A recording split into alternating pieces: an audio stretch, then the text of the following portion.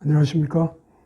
자기대면 2 구체적인 적용 부분에 강의에 오신 여러분을 환영합니다.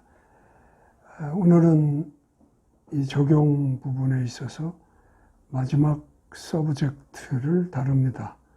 그리고 자기대면 이 매뉴얼북의 과정에서도 결론이라는 다음에 다루는 영역을 빼면 마지막 부분이 되겠습니다. 그래서 오늘 이 서브젝트는 어떻게 보면 좀 더 포괄적인 의미에서, 포괄적이라는 것은 우리가 문제를 혹은 죄를 직면하고 성경적으로 다룰 때 많은 경우들이 있을 수 있습니다.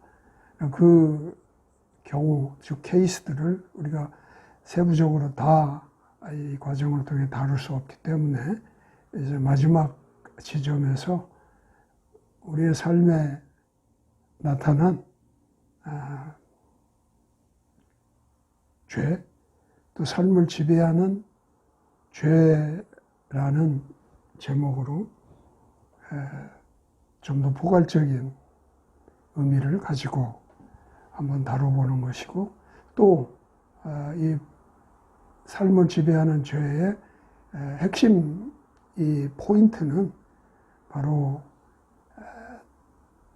반복적으로 혹은 그것이 어떻게 보면 좀 중독적인 그런 유형의 죄에 대한 이야기를 하게 될 것입니다.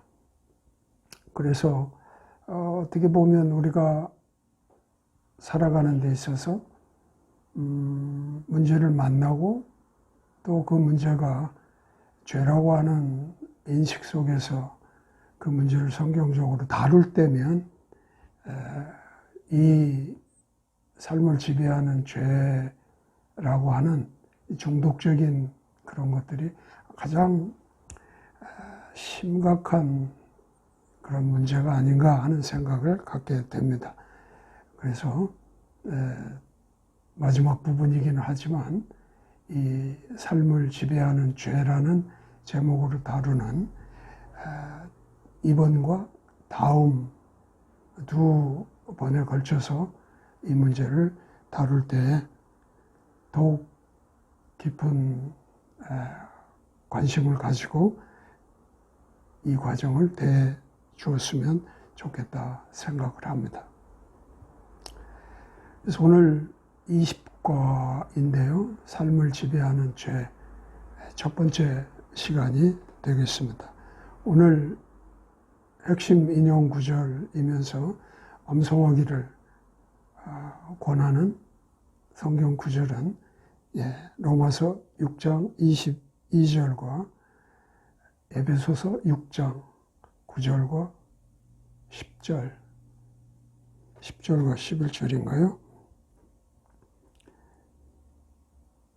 10절과 11절, 에베소 6장 10절과 11절 두 부분을 보도록 하겠습니다. 먼저 로마서 6장 22절 말씀입니다.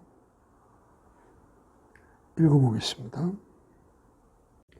그러나 이제는 너희가 죄로부터 해방되고 하나님께 종이 되어 거룩함에 이르는 열매를 맺었으니 그 마지막은 영생이라. 누구나 죄를 지으면 그 죄의 지배 아래 있게 되고, 그렇다면 결국 사망에 이르는 것이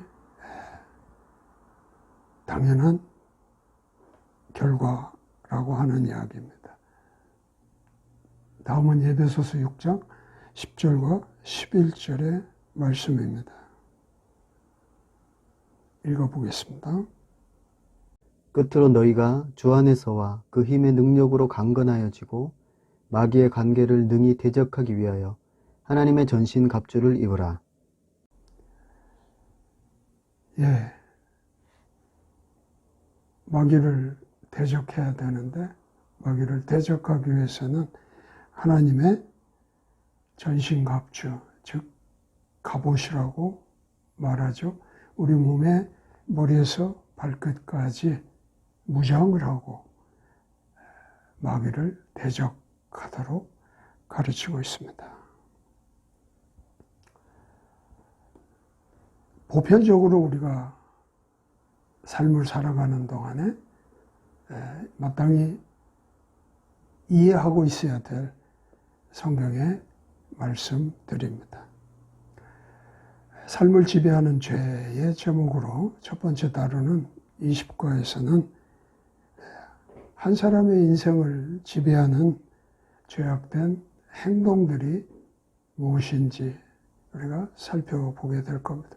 물론 그 행동들의 하나하나 어떤 문제 혹은 어떤 죄목들이 있는가 이걸 다룬다기보다는 우리의 인생, 즉 삶을 지배하는 그런 죄들이 있다는 겁니다. 그것은 단순하게 우리가 앞에서 쭉 다루었던 그런 문제들과는 다르게 우리의 삶 전체에 악한 영향을 끼치게 되는 그러한 어떤 문제, 어떤 죄를 보게 된다는 거죠. 그래서 특별히 이러한 삶을 지배당하는 어떤 그런 문제가 있다면, 죄가 있다면 성경은 이렇게 우리에게 단호하게 이야기를 하고 있습니다. 고린도전서 6장 9절로 10절까지의 말씀에 보면 매우 중요한 말씀의 내용이 있습니다. 한번 먼저 읽고 보도록 할까요? 고린도전서 6장 9절로 10절까지의 말씀입니다. 읽어보겠습니다. 불의한 자가 하나님의 나라를 유업으로 받지 못할 줄을 알지 못하느냐. 미혹을 받지 말라. 음란한 자나 우상 숭배하는 자나 간음하는 자나 탐색하는 자나 남색하는 자나 도적이나 탐남하는 자나 술 취하는 자나 후욕하는 자나 토색하는 자들은 하나님의 나라를 유업으로 받지 못하리라. 여기에 특별히 9절의 말씀에 보면 불의한 자가 하나님의 나라를 유업으로 받지 못할 줄을 알지 못하느냐 하는 이야기입니다. 불의한 자는 하나님 나라를 유업으로 받지 못한다. 그러면서 여기에서 말하고 있는 불의한 자라는 것이 쭉 어떤 사람을 불의한 자라고 말하느냐 하는 이야기가 있습니다. 물론 불의하다는 것은 우리가 지금까지 성경의 보편적인 관점에서 보면 하나님을 믿지 않는 자들을 불의하다고 말하죠. 하나님을 믿으면 의로운 자라고 말하고요. 그러나 특별히 고린도전서 6장에서 말하는 이 불의한 자는 물론 죄를 짓는 사람입니다. 범죄하는 사람입니다. 그런데 특별히 이러한 것들이 지칭되어 나오는 이런 것들은 특별하게 취급해서 특별하게 캐다고리를 해가지고 이런 것들은 하나님의 나라를 유업으로 받지 못하는 그러한 영역에 들어가는 걸로 규정을 했다고 하는 겁니다. 여기 등장하는 어떤 그 불의를 행하는 그 형태? 이런 것들이 예사롭지 않습니다. 우리가 흔히 겪는 어떤 그 일반적인 그런 문제 혹은 죄의 이야기보다는 아마 상당히 우리가 흔하게 보지는 않지만 그래도 우리 주변에 볼 수 있는 그런 죄악된 행동들이 형태로 나와 있습니다. 그래서 이거는 좀 더 지금까지 죄를 다루었던 시각에서 또 다른 어떤 관점들을 가지고 있구나 하는 것을 이해할 수가 있습니다. 좀 더 뒤에 가면 다루게 되기 때문에 일단 우리가 이 과를 소개하는 입장에서 이 구절을 한번 인용해 드렸습니다. 삶을 지배하는 죄에 관해서는 두 개 과로 나누어서 다루게 됩니다. 오늘은 그 첫 번째 과로서 문제를 우리가 직면하고 또 삶을 지배하는 죄를 직면하고 그것을 성경적으로 다루기 위해서는 네 가지의 요소 또는 단계를 통해서 그 문제를 극복하는 것을 계속 구체적인 적용 부분에서 강조해 드리고 있습니다. 그래서 오늘 이 지금 삶을 지배하는 죄의 그 문제를 다룸에 있어서도 첫 번째 과에서는 하나님의 관점과 성경의 소망을 다루도록 하겠습니다. 그리고 다음에 두 번째 시간에는 그 세 번째 요소의 단계인 성경적 변화와 네 번째인 성경적 실천은 어떻게 우리가 이해해야 할지를 또 보도록 하겠습니다. 그 먼저 이 오늘 과에서 이 삶을 지배하는 죄를 다룸에 있어 하나님의 관점과 성경의 소망을 우리가 보게 되는데 이걸 통해서 우리는 이 삶을 지배하는 죄에 대한 어떤 통찰력을 한 세 가지로 먼저 한번 정리해 볼 수가 있습니다. 첫 번째는 성경에서 이러한 죄의 행실들을 재빠르고 그리고 영구적으로 극복할 수 있다는 것을 우리가 알게 됩니다. 여기서 다루는 그 죄악된 행동들이 심각합니다. 또는 현실적으로 우리가 잘 다루지만 해결을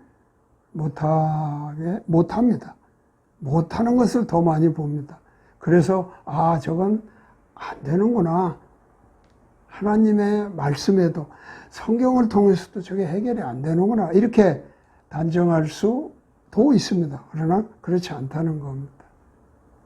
이런 문제들은 성경에서 말하는 것은 아주 재빠르고 영구적으로 극복할 수 있다는 것을 가르친다는 것을 알아야 되고, 두 번째는 성경의 방법은 세상의 방법과는 대조를 이루고 있다는 것을 알게 된다는 것입니다. 그리고 세 번째는 우리 삶의 많은 부분에서 사탄의 영향력을 보게 된다는 겁니다. 그러한 죄악된 행동 밑바탕에는 혹은 저변에는 사탄의 어떤 영향이 또는 사탄의 괴계가 자리 잡고 있다 하는 것을 볼 수 있다는 것입니다.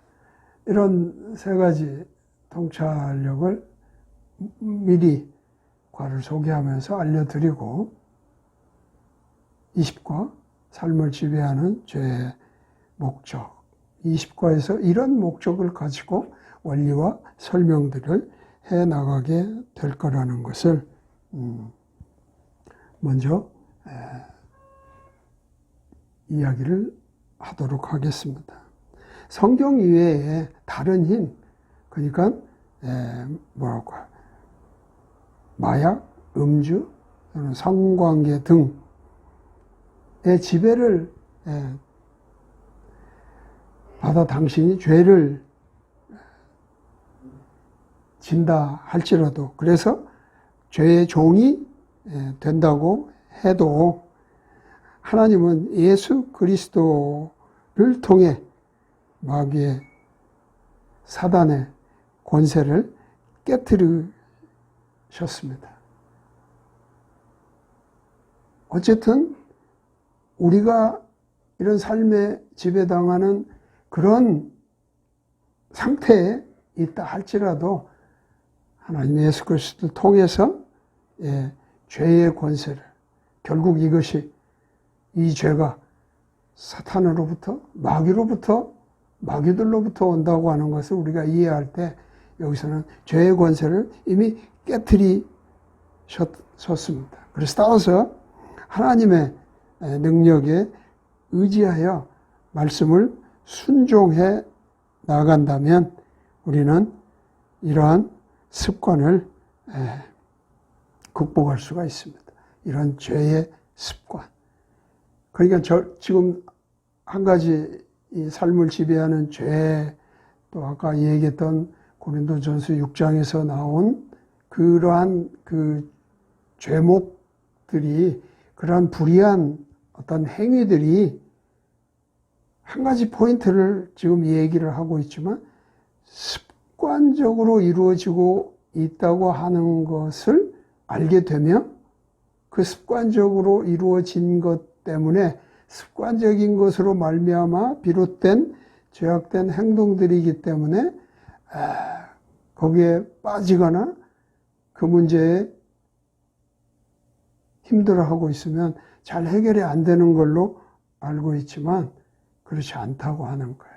이미 그 죄의 권세를 하나님의 예수 그리스도를 통해서 깨뜨리셨기 때문에 우리는 그분의 능력을 의지해서 말씀을 순종하여 나가면 이러한 습관들도 극복할 수 있다. 그것을 위해서 원리를 제공할 것이요, 또 원리에 필요한 설명들을 해 나가게 될 것입니다. 원리가 하나님의 관점으로부터 하나하나 제시될 터인데, 먼저 하나님의 관점의 원리를 보기 전에 전체적으로 이 과에서 원리를 제공하면서 이런 설명을 먼저 하고 있습니다. 그것은 당신이 죄를 짓게 되면서 죄를 짓게 되면 자신을 그 죄의 지배 아래 두게 되죠. 당연하겠죠. 그래서 죄의 종이 되어 있는 그런 상태에서는 당신이 전적으로 전심을 다해서 예수 그리스도를 따라간다고 정당하게 주장할 수가 없다는 겁니다.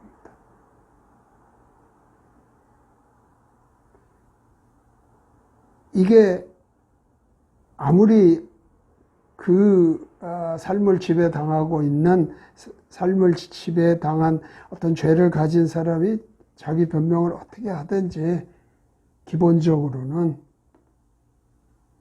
그 죄에 지배당하여 죄를 짓는 그때는 결코 예수 그리스도를 내가 정당하게, 정상적으로 또는 전심으로 따라가고 있다고 주장할 수가 없다고 하는 것입니다. 왜냐하면 성경이 이렇게 우리에게 말씀하기 때문입니다. 요한일서 3장 4절 그리고 좀 떼서 8절로부터 10절까지를 한번 읽어볼 것이고요. 또 갈라디아서 5장 19절에서 21절의 말씀을 우리가 보면 말씀이 나의 상태를 어떻다고 이 얘기를 하는구나 하는 것을 잘 알 수 있을 것입니다. 요한일서 3장 4절에서는 그래서 이렇게 말합니다. 죄를 짓는 자마다 불법을 행하나니, 죄는 불법이라고 했습니다. 죄는 불법입니다. 불법은 법을 지키지 않는 거죠. 하나님의 말씀에 순종하지 않는 터이기 때문에 하나님의 말씀을 따라 순종하며 산다고 주장할 수가 없습니다. 요한일서 3장 8절로 10절을 읽어보도록 하겠습니다. 죄를 짓는 자는 마귀에게 속하나니 마귀는 처음부터 범죄함이니라. 하나님의 아들이 나타나신 것은 마귀의 일을 멸하려 하심이니라. 하나님께로서 난 자마다 죄를 짓지 아니하나니 이는 하나님의 씨가 그의 속에 거하며 저도 범죄치 못하는 것은 하나님께로서 났음이라. 이러므로 하나님의 자녀들과 마귀의 자녀들이 나타나나니 무릇 의를 행치 아니하는 자나 또는 그 형제를 사랑치 아니하는 자는 하나님께 속하지 아니하니라.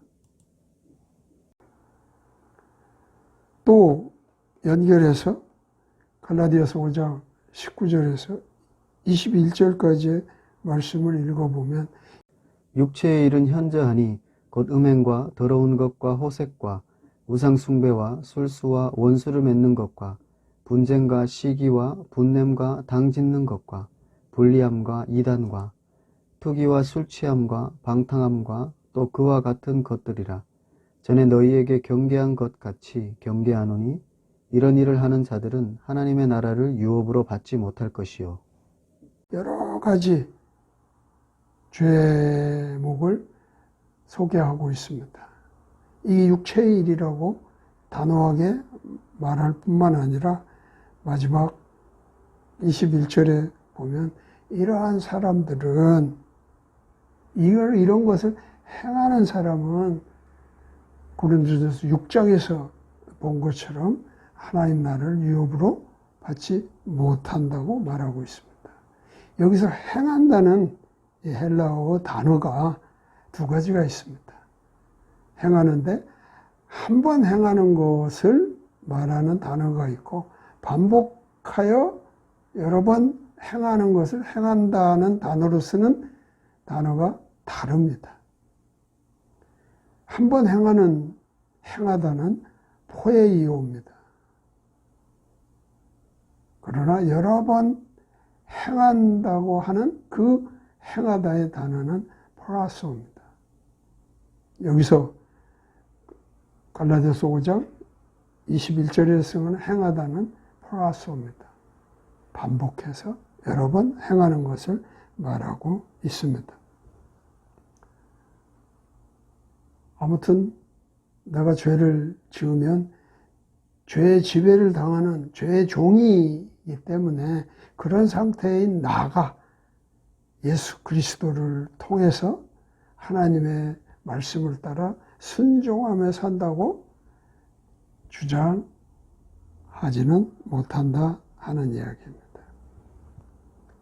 우리 하나님의 관점의 원리를 보기 전에 먼저 사람의 관점 혹은 사람의 어떤 그 삶을 지배하는 죄에 대한 설명 또 그것들을 극복하기 위한 방법 뭐 이런 것들이 인간적인 것들로 어떻게 설명하고 있는지 하는 것을 먼저 보도록 하겠습니다.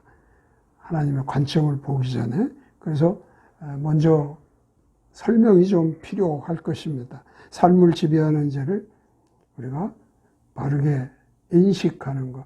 여기서 말하는 인식이라는 것은 우리가 지금 삶을 지배하는 죄, 또 다른 말로 말하면 조금 더 쉽게 말하면 중독된 어떤 문제에 대해서 우리가 또는 사람의 관점으로 그것들을 인식하고 있는 것이 어떤 것인지를 보자는 겁니다. 물론 앞에서 과를 소개할 때도 통찰력을 얘기하면서 얘기했지만, 성경의 방법은 사람들이 그것들을 대하며 설명하며 다루는 그런 방법과는 대조된다는 걸 알게 된다고 그랬습니다. 그래서 우리 사람의 현실, 또 사람이 삶을 지배하는 죄에 대해서 현실적으로 어떻게 인식하고 있는가 하는 것을 보고자 하는 겁니다. 첫 번째는 삶을 지배하는 죄들의 특징이 있습니다. 삶을 지배하는 죄를 말할 때 혹은 그런 것과 연관되어서 쓰는 그런 단어들이, 용어들이 이런 것들이 있습니다. 행실로 말한다거나 노예됨이라든지 또는 권세 아래 있다든지 또는 반복적이라든지 계속해서 등들이 어떤 죄악된 그런 행위들과 연결되어 표현이 되면 이게 오늘 우리가 다루는 삶을 지배하는 죄의 특징이라고 볼 수가 있습니다. 근데 이런 그 연결된 용어들은 결국은 한마디로 이렇게 말할 수 있습니다. 알면서 죄를 짓는다는 것으로 말할 수 있습니다. 그래서 이것이 우리가 말하는 그런 중독적인 것이죠. 알면서도 그렇게 하는 것입니다. 한마디로 말하면 그게 삶을 지배하는 죄의 특징이라고 말할 수 있는 거죠. 또 삶을 지배하는 죄들에 대해서 사람들의 견해, 관점이 이렇게 설명할 수 있습니다. 세상의 학문은 사람의 바람직하지 못한 행동의 질병이라고 말합니다. 즉 삶을 지배하는 죄, 즉 알면서도 죄를 짓는 그런 행위들을 말할 때 바람직하지 못한 행동은 질병이기 때문에 그렇다고 말을 합니다. 또는 타고난 기질이라든지 또는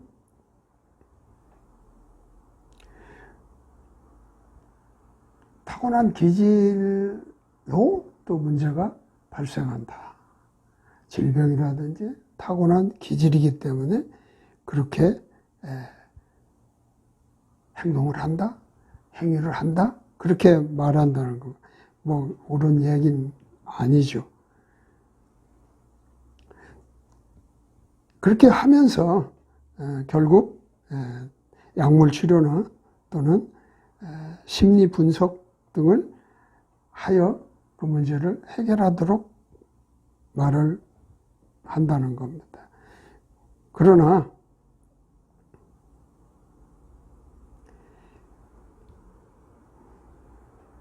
인간에게 죄를 수용하도록 그러나가 아니라 그리고 사람들에게 그 죄를 받아들이라고 그렇게 권하면서 모든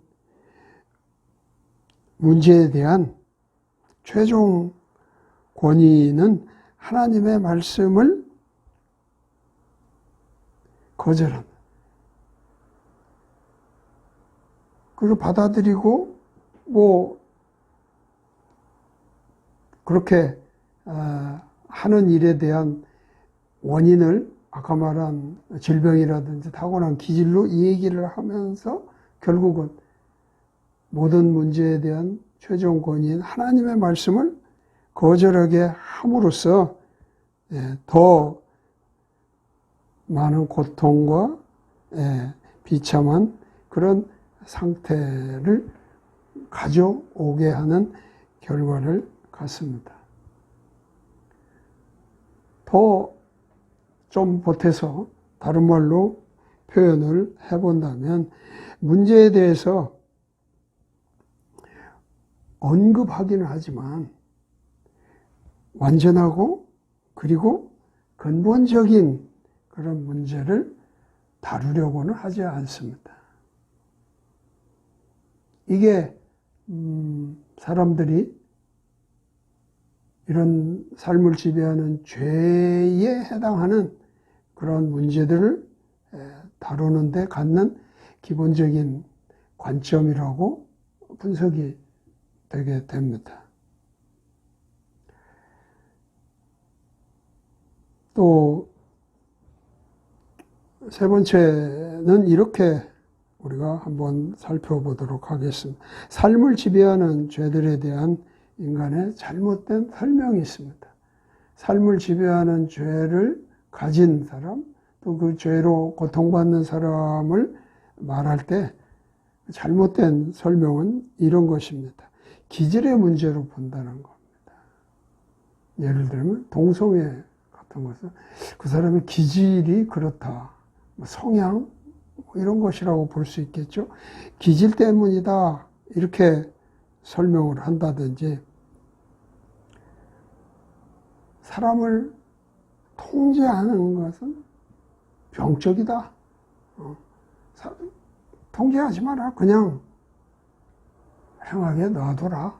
라는 식으로 말을 하고 그 통제 자체가 어떤 병적인 발상이라고 그렇게 말을 한다는 거죠. 또 성격 때문에 그렇게 된 것이다 라고 말을 한다는 거예요. 그뿐만 아니라 지극히 낮은 자존심을 가졌으므로 그렇게 한다는 거예요. 그래서 그런 어떤 삶을 지배하는 죄에 결국 빠지는 거죠. 왜냐하면 중독이고 반복해서 계속해서 그런 행위들을, 죄악된 행동들을 하니까 이거는 그가 그런 행동이 나올 때면 저 친구 지금 자존심이 낮아졌구나. 낮은 자존심을 가졌구나 라고 하는 표시로 인식한다는 겁니다. 또는 그가 어려서 당한 결과로 그런 것이 나타난다는 거죠. 또는 그 사람이 과거에 받은 극심한 피해에 대한 반응이다. 또 그런 것을 보복하려는 어떤 행동으로 삶을 지배하는 죄의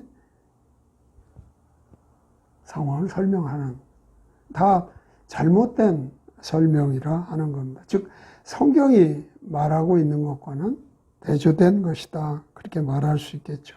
그래서 위에서 얘기했던 그런 인간들의 잘못된 이런 성경들은 특별히 뭐에 문제를 가지고 있느냐면 더욱 자기에게 초점을 맞추도록 하는 겁니다. 그러니까 더 자기중심적으로 그 문제, 그 죄를 생각하게 한다는 거죠. 더 자기중심적으로 인식하게 하면 거기에서 헤어나오기가 힘들죠. 결국 우리가 아주 큰 틀에서 죄가 뭐냐 하는 것은 하나님의 관역에 우리가 맞추지 못하는 것이 죄라는 것이죠. 하말티아라는 그 헬라어의 원어의 의미가 그겁니다. 하나님의 관역에 맞추어 우리가 간다면 나를 초점 맞추지 않는 것이거든요. 자기를 부인하고 이게 필요한 거거든요. 그런데 자기에게 더 초점을 맞춰서 자기 중심적으로 가지고 가면 결국 문제는 더 심각한 어려움에 빠지게 되는 것이죠. 삶을 지배하는 죄를 인식하는 우리의 사람의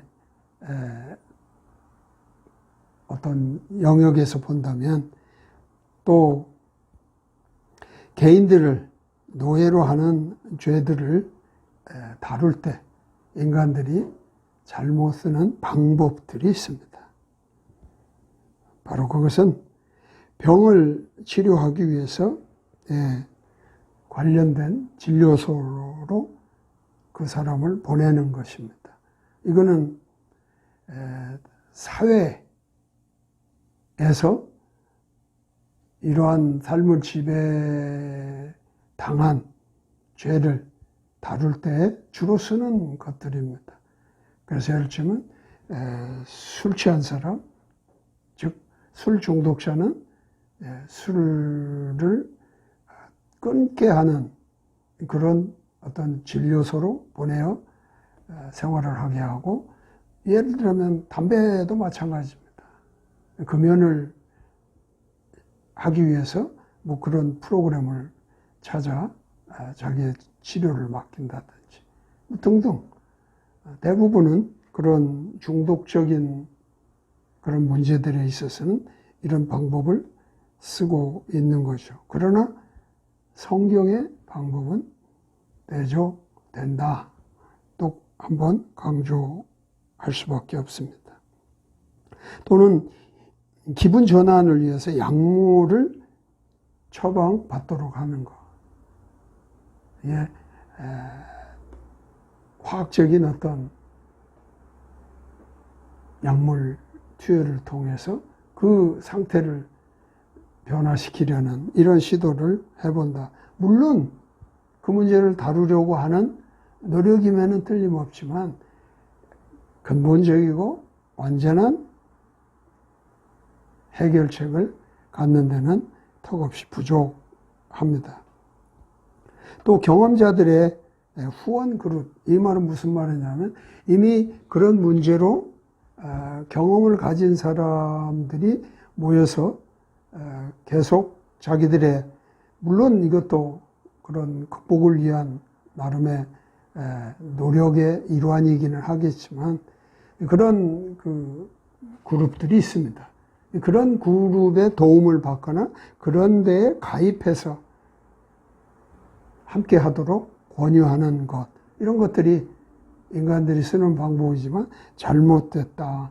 일시적으로는 뭔가 도움이 될 수 있다고 보지만 이것이 안 좋은 것은 결국은 그 문제를 누가 근본적이고 완전하게 해결해 줄 수 있습니까? 하나님 말씀입니다. 그런데 그런 경험자를 의지하게 되고 경험자의 어떤 조언에 따라서 행하게 됨으로써 문제 해결이 오히려 더 꼬이는 그런 문제들도 있습니다. 또 그 문제 또는 죄로부터, 문제든 뭐 죄든 로부터 피해버리는 겁니다. 거리를 두는 것입니다. 그러니까 그냥 그 사람은 그대로 놔둬. 당신이라도 보호를 해야 돼. 당신이라도 지켜야 돼. 하는 의미에서 그 문제를 가진, 죄를 가진 그 사람과 거리둔 생활을 하도록 권장하는 일은 잘못된 해결 방법이다 하는 것을 말하고 있습니다.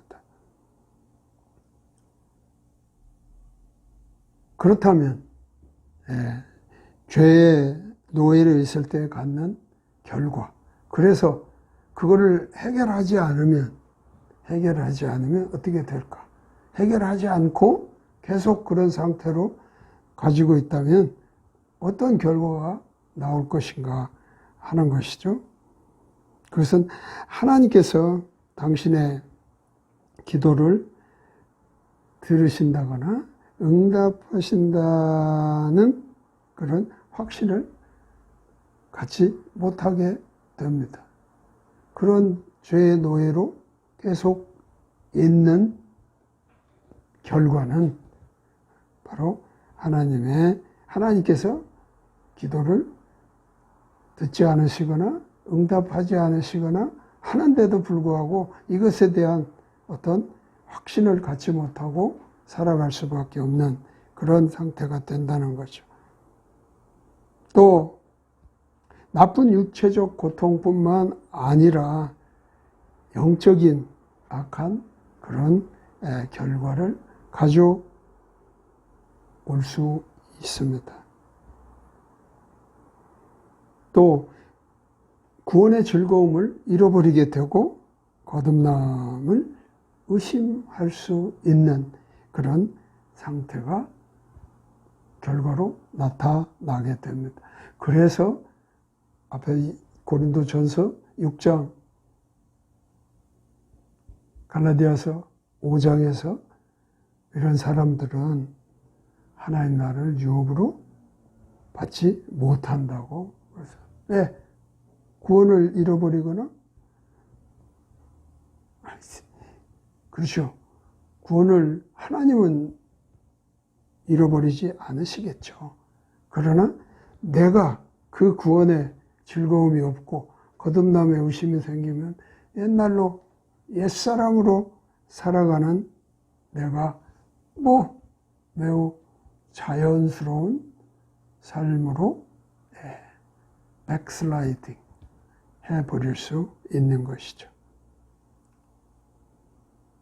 그래서 이게 물론 어떤 죄라도 또 다른 문제들과 연결될 수 있습니다. 앞에서 쭉 다루었던 여러 가지 관계나 또 우리가 겪고 있는 보다 더 보편적인 그런 문제들을 우리가 다뤄왔는데, 그래도 그런 문제들은 그다지 넓지가 않습니다. 그 죄로 또 다른 것에 영향을 주는 게 넓지는 않습니다. 다시 말해 넓지 않다는 것은 삶의 전체적인 것에 다 영향을 준다고 볼 수는 없습니다. 그러나 삶을 지배하는 죄라고 이 제목을 갖춘 데에서도 느낄 수 있지만 나의 일생에 영향을 주는 것들이에요. 그런 거는. 그래서 예를 들면 술 취함으로 봅시다. 술 중독이라고 하는 말로 우리가 좀 표현해서 술 중독의 죄에 또는 술 중독에 빠져 있는 사람의 문제를 우리가 가지고 한번 이 문제를 생각해 보죠. 이게 얼마나 인생에 광범위하게 영향을 미치는지. 대략 한 8가지의 영역을 좀 나눠서 봅니다마는 한 8가지 영역인데 이렇게 좀 내용을 보면 그 사람의 전반적인 삶에 나쁜 영향을 끼치게 된다는 거죠. 한번 볼까요? 믿는 자이기 때문에 교회 생활하겠죠. 영적인 공동체 생활에도 좋지 않은 영향을 미칩니다. 성경 공부 같은 거 꾸준히 해야 되는데 하기 쉽지 않죠. 헌신을 하고 기도하고 복음을 증거하고 하는 등등을 우리 신앙생활에 교회라는 생활을 통해서 하는데 이걸 다 제대로 할 수가 없습니다. 여기에 또 악한 영향을 미칩니다. 뿐만 아니라 그 다음 영역에서 보면 일 또는 직장, 학교 등 직업에 영향을 또한 끼칩니다. 세 번째 영역으로 구분을 했습니다. 친구 관계, 대인 관계도 여기에 포함되고요. 예. 좋지 않죠. 물론 같이 어울리며 같은 시간에 그러한 즉 술 마시고 등의 시간을 보낼 때는 관계가 좋은 듯 하죠. 그러나 그거는 그때뿐이잖아요. 그리 좋은 영향이 되지 않습니다. 사회 갈등을 유발하기도 합니다. 다른 사람에 대해서 올바른 관계를 존중하며 또 사랑하고 이런 관계를 유지하기가 어렵습니다. 네 번째 영역에서는 신체적인 건강에도 나쁜 영향을 미치게 됩니다. 운동 잘 안 되죠. 건강 관리 잘 안 됩니다. 또 다섯 번째 영역으로 분리한 것은 자녀들에게도 좋은 영향을 끼칠 수가 없습니다. 자녀들이 그것들을 보고 생각하면서 같은 습관들이 생긴다거나 이러는 거 매우 안타까운 일이죠. 또 자녀들 문제뿐만 아니라 부부관계에도 당연히 좋은 영향을 끼치지 않습니다. 결혼 문제에서도 그렇게 볼 수 있고요. 그 다음에 영적 생활입니다. 이거는 개인에 있어서 영적 생활을 말하면 아까 교회 문제와 좀 다르게 이건 개인적인 영적 생활에서도 제대로 생활을 갖춰가기가 어렵습니다. 서로 연합한다든지 그 다음에 성실하게 자신을 지켜간다든지 등등이 매우 어렵습니다. 그리고 어떻게 보면 더 많은 영역들을 소개했지만 아마 이것이 더 현실적이지 않나 하는 생각이 들긴 합니다만은 재정적인 문제입니다. 개인의 재정적인 문제에도 심각한 문제를 야기할 수 있습니다. 그런 영향을 끼칠 수가 있습니다. 이렇게 많은 영역을 나누어서 보면서 또 그 세목들의 내용에 보면 한마디로 말해서 삶을 지배하는 죄가 영향을 끼치는 것은 삶의 전체에 나쁜 영향을 끼친다는 데에 심각성이 있습니다. 그래서 이 문제를 좌시하거나 가볍게 여기고 지나갈 수 없고 또 만약에 그런 당사자를 곁에 두고 살아가는 사람이 있다면 이거를 멀리하거나 그냥 방치하는 일은 옳은 일이 아닙니다.